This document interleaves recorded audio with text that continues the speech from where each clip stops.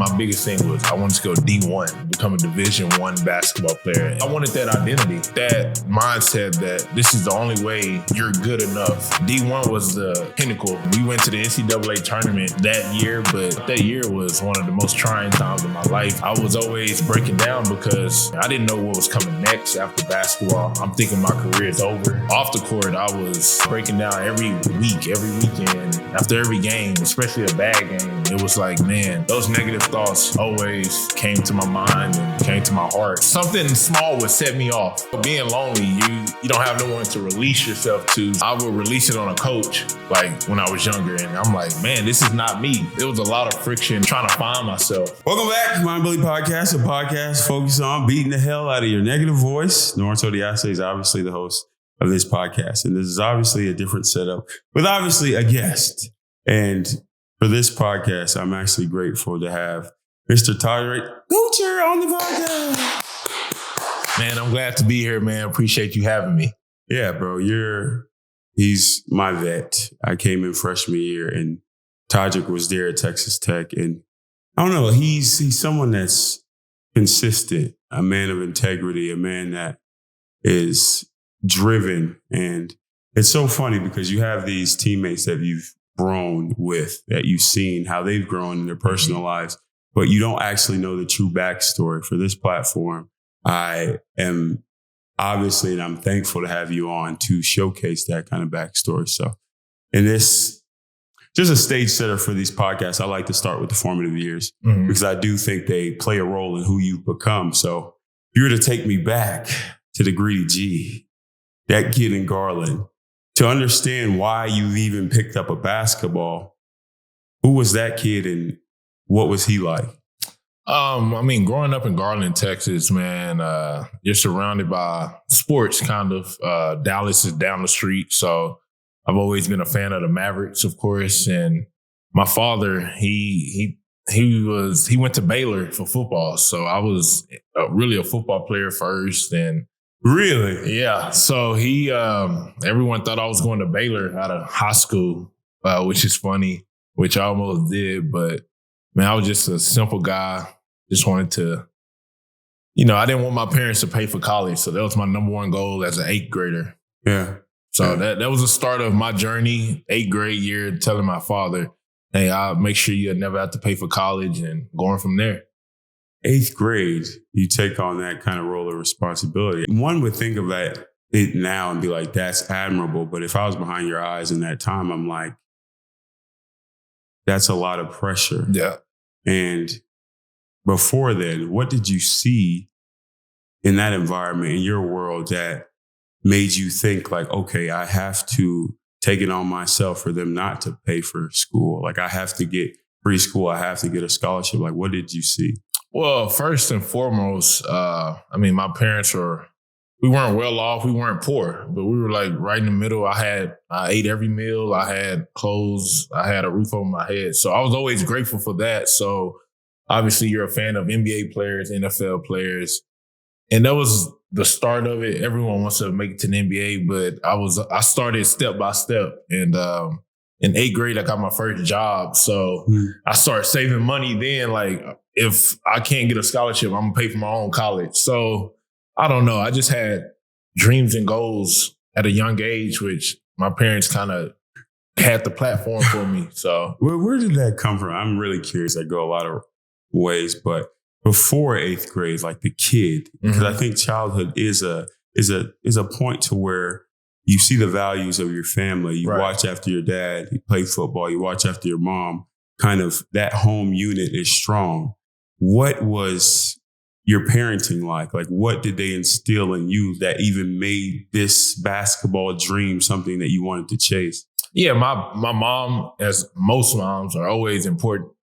School work is most important. I mean, that's every mom, most moms in the world. And my dad, he was the same way, but also in a basketball game or football game, my mom and dad never sat together. It was my mom in the stands and my dad over by himself taking stats, or, he was a coach. So he didn't want to be a cheerleader or like be the dad. He was always kind of firm on me, and I needed that because most kids from Garland, they never make it out, or they stick to where they're from and never try to get out of that environment. So that was number one. And if I had a bad game in a car, I didn't want to, you know, how that car, the drive home is with your dad after a bad game. It's like, you could have did this and that. So I was always being coached from 8th grade, 7th grade and on for sure. Man, I think it's crazy because you pick up the game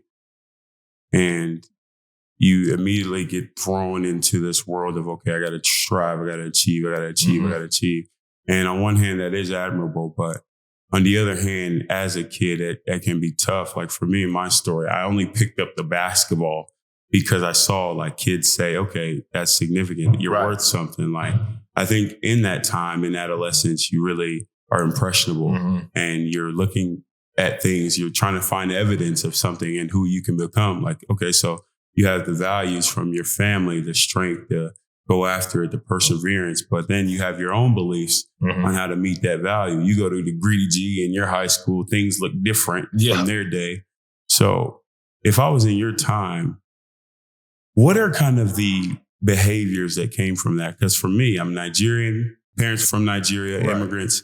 I'm a twin and I'm always curious of the abilities that I have. So I was kind of stubborn. So when I went to school, I was doing the wrong things. I was in the gangs. I was doing all that things because I was curious, but there was some friction in my own identity from your values from the home and the beliefs that you gained for yourself.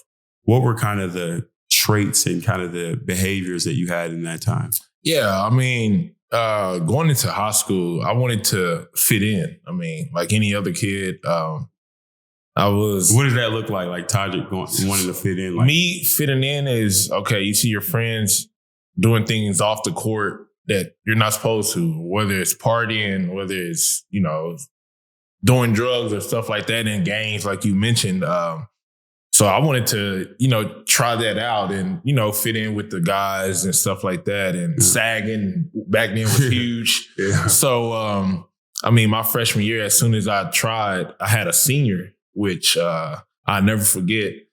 He was like, "Hey man, I see potential and a future in you, so I'm gonna keep you away." And he was a gang member, so which is, you don't see that often. You hear about it on TV and stuff, but it's always a head guy that's in the gang, and he's like, "Hey, if I see potential in you, especially in sports, I want you to get out. Don't follow what we do. We have to do this sometimes, but I see potential, so don't go our route." And he kept me away from it. And from then, I told myself, I'll never cuss, I'll never drink, I'll never do drugs. So that's where it pretty much started. Yeah. And I've been living that on since. So it's crazy because, you know, a lot of times, and I had this conversation on this podcast before with like gang culture, it's looked at in a certain way, like, oh, the narratives play, you know, in the wrong ways, in the negative lights, which there is some negativity there. But in those times during adolescence, when you're impressionable, they do build a sense of community, and it has you knowing that, okay, I can be someone else, like I can become someone else, and having this community pour into me, whoever, like that means something to come from a peer. And then I see myself, I'm like, okay, like I am something different. And you start seeing yourself outside your situation. It's interesting because when you say you didn't curse, you didn't drink, you followed that up all the way out through college. Like I remember that vividly. Like Toddrick was not on that. And just to hear that now, it's like, wow, having that consistency is extremely tough. And nowadays you don't see it. I guess it has to be, as I'm thinking about this, there has to be like an emotional tie, something that you saw, something that you experienced that made you stick with that consistency all out. I'm just thinking about it in my head. Was there a moment where you were like, nah, I have to stand on my all 10 and stay to what I said? Like I stick to my commitment. Like why was that so important for you to stay like that? Yeah. So for me, it was, I have family members that are, addicts and things like that. So growing up, seeing that, you can either go two ways. Either I don't want to be like that, or I'm going to follow the footsteps of that. And I've always wanted to be different in the good way. Like I said, no cursing, no drinking, no drugs. To be known for that, that was my way of standing out. I felt like growing up. So especially in college, that's the most time you drink, smoke, do all the things that you're away from your parents. So growing up, seeing my family members being addicts, I was like, there's no way I can follow this path. And I want to do better than them, pretty much. And I mean, I've been consistent with it still today, I'm impressed by myself, but it's like riding a bike now. It's not even an interest to me anymore. Right. So I built my mind to go that route, and I'm going to stay that route forever. You built your mind to go that route. Also, we searched during that time with the basketball, you identify yourself with the basketball, you pick up the sport and you're significant, you're great at it, you run with it, but also your own personal identity. I believe that we have these narratives that we tell ourselves about who we are and what we can do, right? That you tell the whole world with everything that you do. During that time, if you were to go back, hindsight is one thing, but in that time, what was that kid telling himself about who he was and what he could become? At that point, man, I knew I wanted to become, my biggest thing was I wanted to go D1, become a Division I basketball player at any school, small, big, it didn't matter. But as I got older and older, it's because I wanted that identity. I wanted to achieve that goal. My 8th grade year goal was to get a free scholarship to anywhere. It could have been D3, D2, but D1 was my biggest. I mean, back then we didn't have the YouTube where I can get recruited off of my highlight tape, or like today, some guys go to the NBA off of a high school highlight tape. Yeah. So we didn't have that. So mine was put in the work and reach this goal, become a Division I player. Have you ever thought about, because that's admirable, and we, and as athletes, as people that strive, that's just the nature, the ilk, that's how we're cut. Yeah. But have you ever thought about, what if I didn't have that goal? And what if I didn't go D1? Like, is my drive driven from something externally? Like, am I driven, or am I being dragged by something that makes me think D1 is the only thing that makes this successful? Like, have you ever thought about that? Yeah, I have. Looking back, I mean, I think we're dragged by society, honestly, with that mindset that this is the only way you're good enough. So D1 was the pinnacle. We didn't have too many guys going from high school to NBA. So going to that Division I school or getting that scholarship was, a big dream of ours. Nowadays, you see young guys, thanks for the D1 offer from Texas Tech. And it's like, it's nothing. But back then, I was like, man, this is a dream come true. Yeah. So we have the opportunity to showcase what we can do and go to the next step. But, I think we're dragged by society for that, for sure. Yeah. And it's like we're dragged by something, but it's good because it's making you who you are. For sure. And then you have this kid, you're playing this sport, and your dad's taking the stats, your mom's in a different location. Like, you have that ilk coming up. And then on the flip side, on the academic side, you also have that same ilk. Oh, yeah. You fast forward to Texas Tech, you graduate with 2 degrees. Yeah. And that's very tough to do in less than 4 years. Yeah. And so if I'm in your story, if I'm behind your eyes, in your shoes, I'm like, what I've accomplished, what I've become is something admirable. Like, my younger self would be like, this is somebody that I would aspire to be like. But what is the battle between the years in that, like, that chasing perfection, striving for greatness, in those tough times where you're trying to, I got to go to class and I got to make this grade, but I got practice, but I got workouts, but I got this. What is the real challenges that you faced? I'm just thinking, because that's too huge world that it takes an extreme intention to be great at, to become everything that you are. What are some of the challenges you faced? The challenges were the negative thoughts of, can I actually do it? I mean, so I finished at Texas Tech with 3 degrees. So I got my bachelor's, then I got 2 masters at the same time. Yeah. So a year apart, but which, I mean, I was pretty much at the time. I remember, not because, bro, I used to be like, bro, I want to do that. I never told you. I'm like, that's actually really cool. Toddrick used to come in the locker room, man, businessman. I'm a businessman. Yes. But I always like saw that as a mark to say, okay, I want to achieve that as well. Yeah, and it started with Kirby. I mean, I don't know if you talk about him a lot. Kirby Holcutt, I mean, he pulled me in there and said, you have the takes to do this thing. So, I mean, I feel like the people you're surrounded by, everyone talks about it, the 5 people, and I can show you how successful you'll be. I believe in that 100% because when my mind goes negative, when I'm usually overseas or I'm feeling bad, I have 5 people that I can go to, and it's like, hey, man, what do I need to do? And they're all successful businessmen.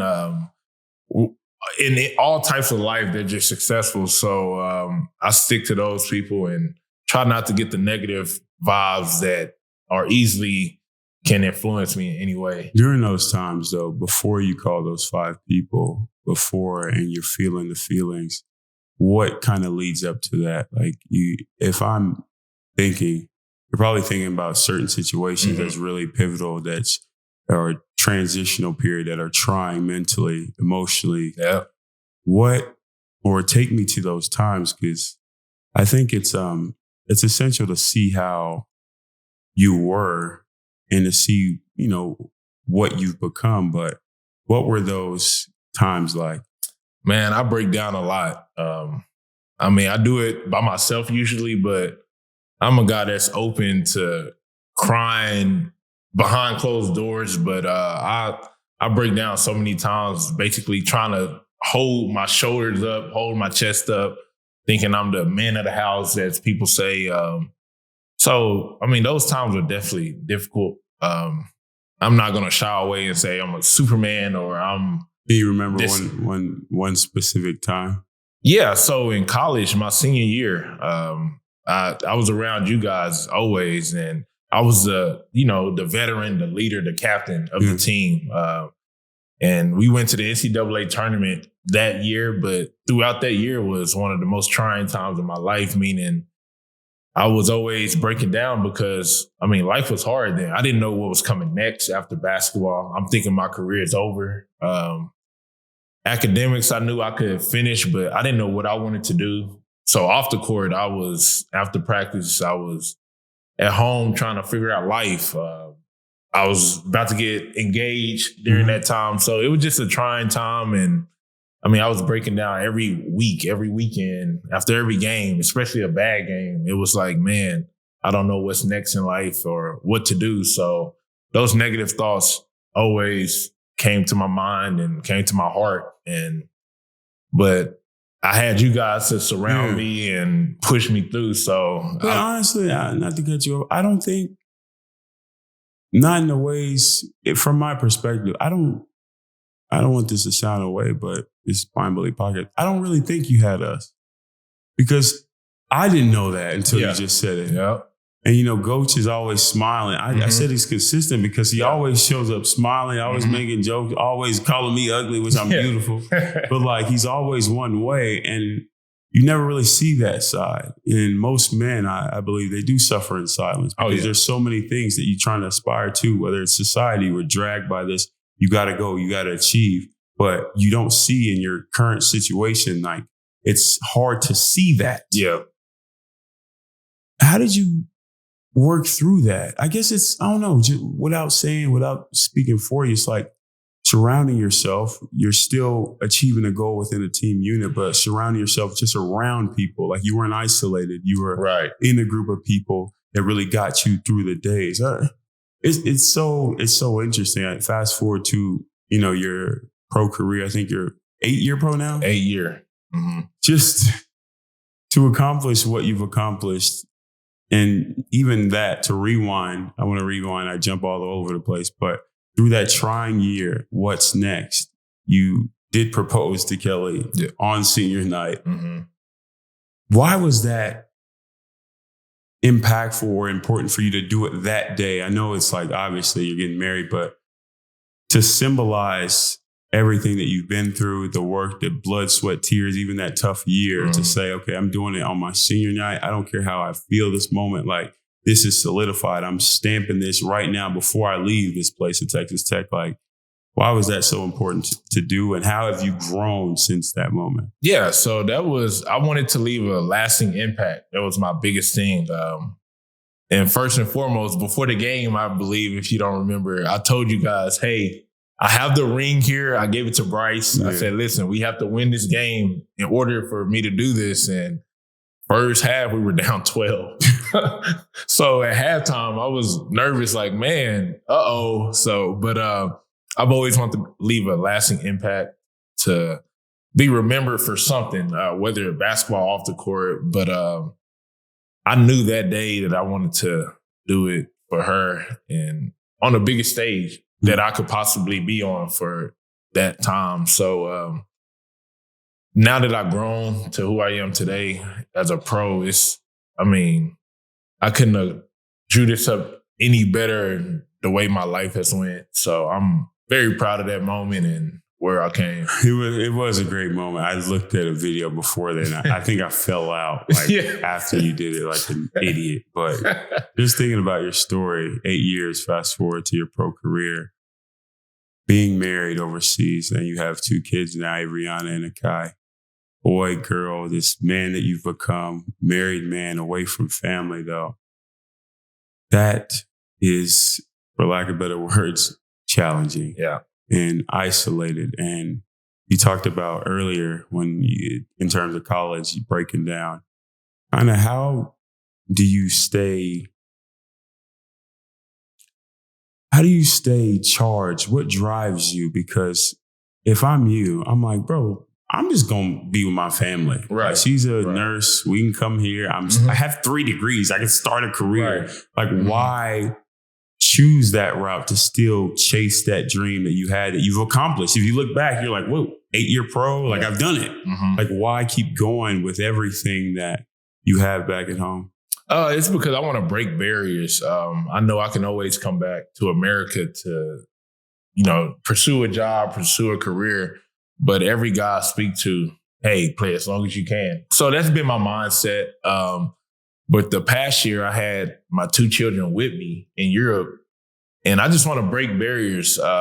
Like I said, what barrier? You already broke it, though. You're right, but it's like, Greedy G, you're from this place, and the hood nigga basically told you, bro, like, you're the chosen one. Keep grinding. And from that moment, you went to Texas Tech, you achieved these things, went to a tournament, 3 degrees, you're 8-year pro. You look back, you're like, wait, I have broke barriers. Like, what other barrier is there to break? You're right, but there's not many. There's a lot of fathers, basketball players, pro basketball players overseas, but their kids are usually in America. So this year, I told my wife, hey, I'm taking the kids regardless of situation, money, wherever we go. And they went to international school. They were with me alone. Kelly was in Lubbock. And we had a nanny, of course, for when I go to practice, but it was the best precious time of my life, just coming home to my 2 kids, which never happened. So if you think about Tom Brady and Kobe and things like that, they'll win a championship, but 2 days later, they're back in the gym trying to win another one. So it's like those barriers, you just want to keep going. And especially with my mind, I don't want to get complacent, I guess. So I'm always reaching for higher levels, for sure. The greater curiosity is like, you're curious of the God-given abilities that you have, and you're curious of, okay, I look back at my career from the Greedy G, like, my curiosity got me to Texas Tech. Yep. Oh, my curiosity got me 3 degrees. My curiosity got me to another country in another year with 2 kids. Like, it's that unshakable underlying motive that you have to keep going. I think the stain of confidence, a lot of people look confident and show their confidence in different ways. I'm a talker, but yours was always just a consistent, like, I'm going to do what I'm going to do. And it's admirable. It really is, because it's seldom that you see someone that with everything that you face always be so positive. But when I kind of think of it, you talked about your family, you talked about your kids, but in terms of like social relationships, friendships, your journey, what is the cost of being Toddrick Gotcher? Like, what are you leaving behind because of your striving? For me, I'm leaving behind most of my friends, honestly.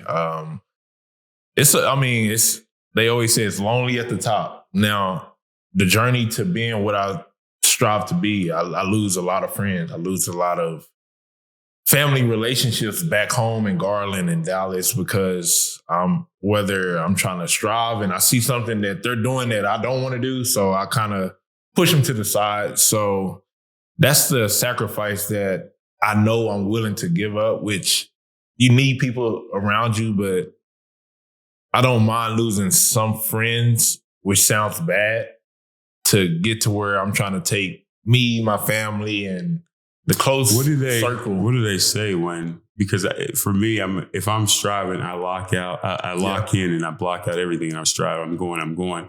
What are they saying to you in those moments? Like, how do they communicate their frustrations, and then vice versa?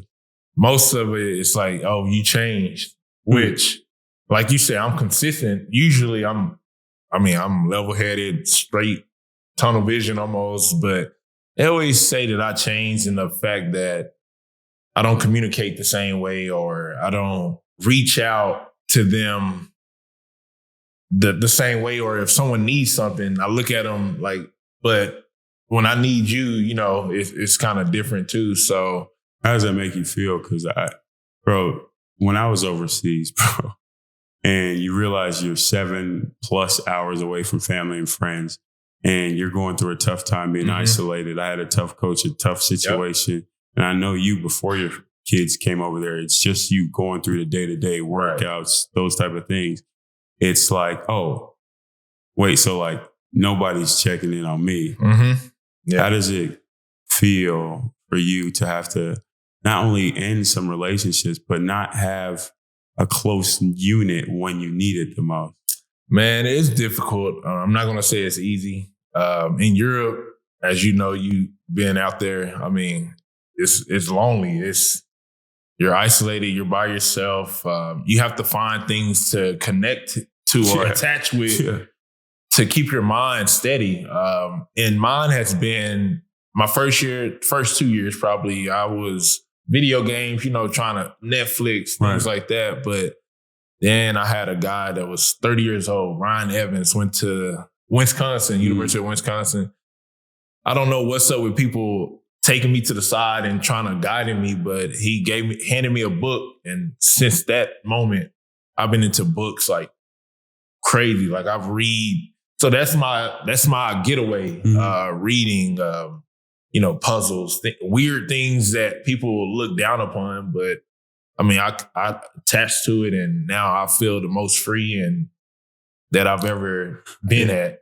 That's beautiful, because you do have on your IG, it says perspective, just one word, period, perspective. Yep. And I think that when somebody does see, okay, this guy's actually searching to see who he can be, not just on the court, but off the court as a man. He's curious on like, what do I pick up? I'm here. Like, I got to find something to connect with, to identify myself with, to see a different version of myself. He's curious. Okay, I'm going to put him on, like give him a book, and basically symbolizing or teaching you to embrace the journey that you have. Embracing the journey before that, though, like what was the friction? Like what were you fighting before you finally settled down year 2 when he gave you that book? Like what were kind of the symptoms of you fighting that journey? Yeah, I mean, number one, negativity. Like, why am I doing this?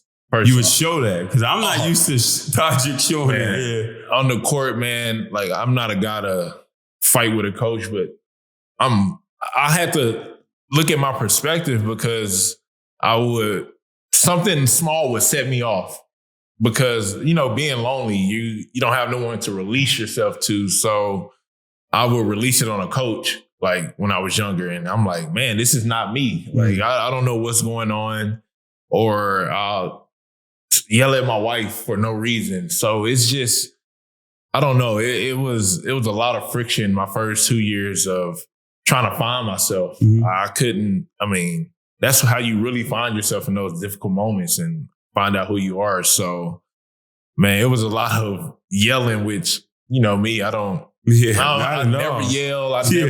But those first 2 years were yelling. I was first year married, so yelling at wife. But now, I mean, I'm back to the original me where it's all smooth sailing for sure. Smooth sailing. When I think of a career overseas, there's a lot of things that pop up in my head. And for lack of better words, it's tough. Because my experience was tough. And a lot of people say, oh, you had one and done? Yeah, I'm one and done from Europe. I'm done. Yes. When you think about your career overseas, what is the picture that pops up in your head? Man, that's a good question. For me, overcoming is the one word I can, because. But what vision do you see of a Todd? Is it of you? Is it of something? Is it like a picture that he says, okay, that's someone that's overcame something? Man, I don't know how to put it into words. I mean, I just feel like just running over a hill, if I could picture something like in a picture, it would be me at the top of that hill, and now I can finally, year 8, come down slowly the way I want to, because, I mean, those 8 years, whether it's not getting paid, whether it's language barrier, the culture, the food, it's not what people think about Europe. When they go to Europe, they see the tourist spots and, you know, eat whatever food, but it's nothing like that. So for me, it's that guy at the top of that mountain, and he's like, I'm finally made it. I finally here. Now I can ease down and finish the way I want to. So finish the way I want to.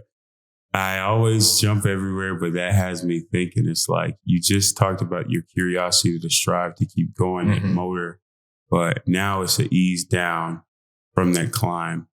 And for me, when I think of you saying that, is you see something far off into the horizon, like this career after basketball, the career after sports, after your life's work of what you've been able to become. It's another climb. It's the journey up the hill again. When you think, and you're a vision guy, you have big goals, and you said it, like I saw on your IG, you literally have like a highlight of literally from your personal goals to everything. When you think about life after basketball, what is it that you're chasing, and what makes that climb up that hill worth it? For one, I'm chasing freedom, not only financially, but I've always wanted to do whatever I want to do on my own time. That's been number one for me, whether it's if I want to travel or go to Greece tomorrow, I want to get to that point in life, because I mean, obviously I have a family to take care of, and I can't just get up and go, but I'm chasing freedom. Whether it's through winning a deal, winning whatever career path I take, which I'm on the cusp of knowing what I want to do. But where's that?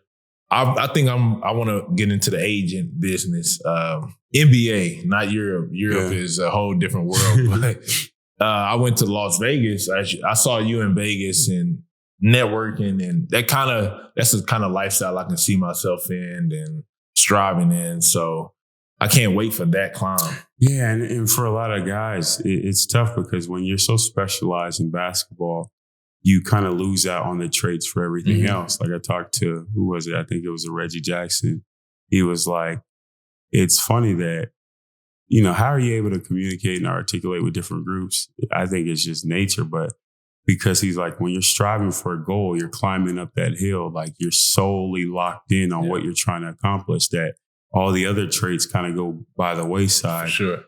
I don't know if you've started that journey as you see that horizon of being an agent, but kind of what are the traits that Toddrick needs to start that climb to become that agent?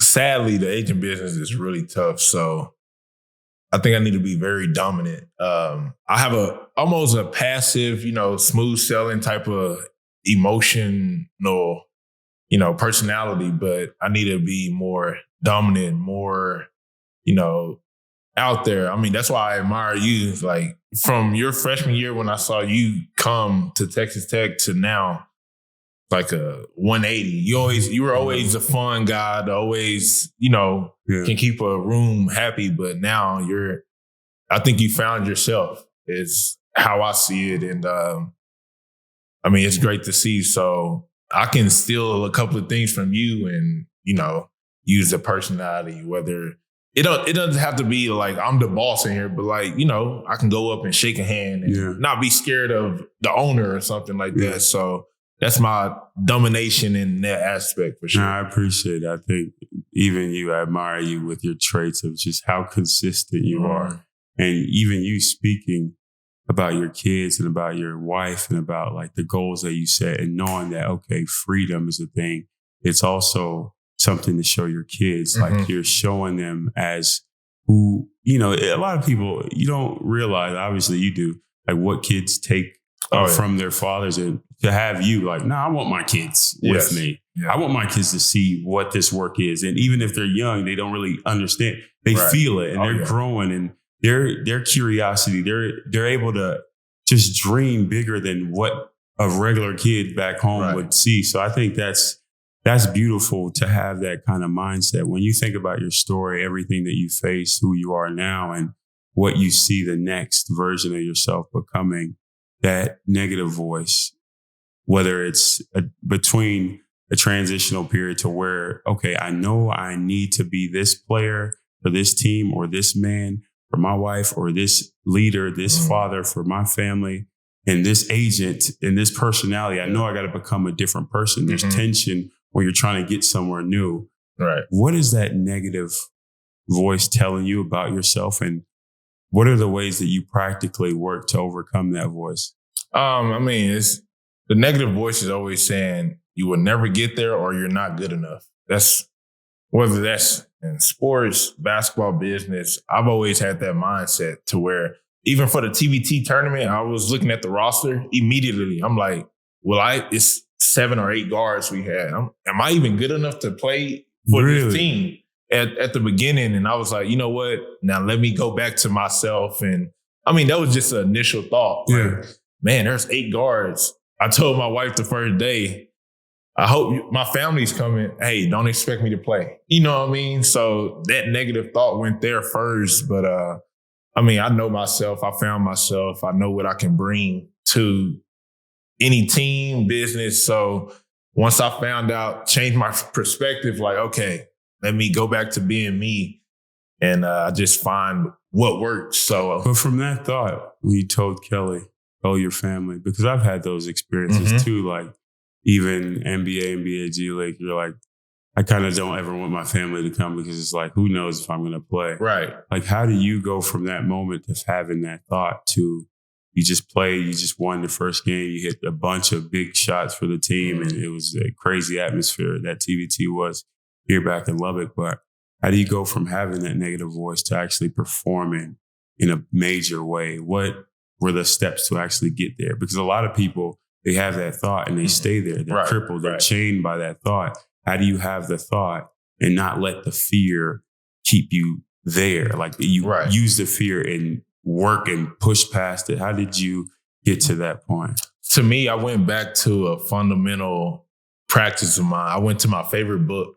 I don't know. I posted on my Instagram, but as soon as I get negative thoughts, I go back to a book that I read in 2018, one of my favorites, The Compound Effect. And it talks about the negative, how to transition your mind. So that next day I read half of the book and I was like, okay, now I'm back to normal, to refresh my mind, to know this what I could be from what I was. But so as soon as I had that negative thought, I grabbed that book.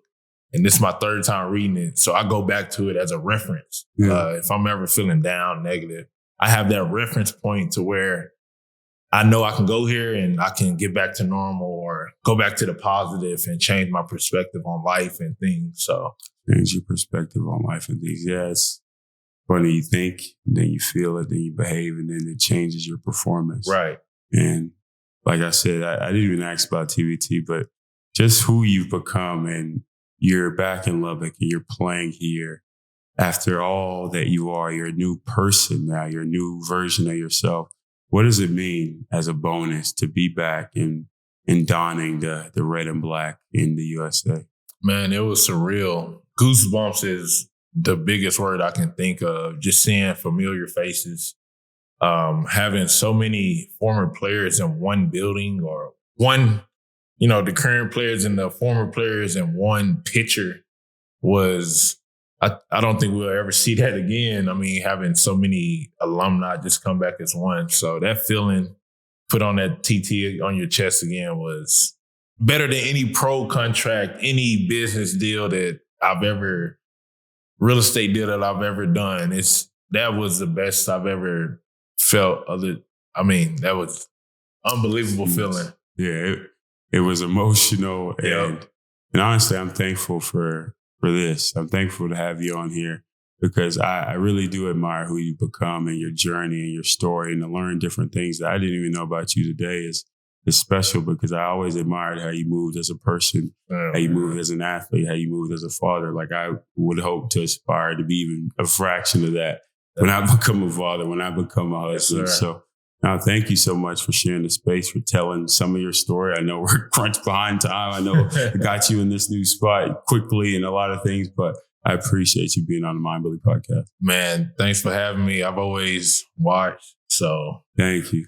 Man, shout out to Norense for who he's become, and he's a special guy. So always, I love this guy. So love appreciate you too, bro. For sure.